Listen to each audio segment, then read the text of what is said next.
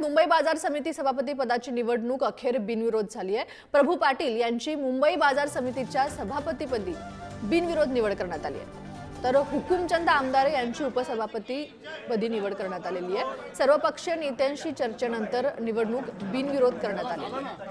प्रभू पाटील यांची उपमुख्यमंत्री एकनाथ शिंदेचे विश्वासू अशी ओळख।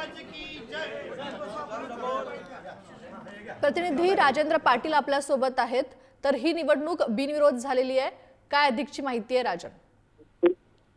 सकाळी याबाबत 9:30 वाजता मान्य वनमंत्री गणेश नाईक यांच्या व्हाईट हाऊसला सगळ्या संचालकांची त्या ठिकाणी बैठक संपन्न झाली होती।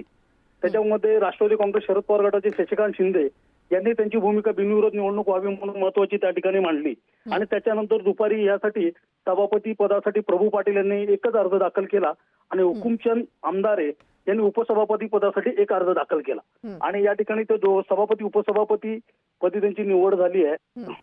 यानंतर हे 6 महिन्यासाठी हे सभापती उपसभापती असणार आहेत। धन्यवाद राजेंद्र, तुम्ही दिलेल्या या माहितीसाठी।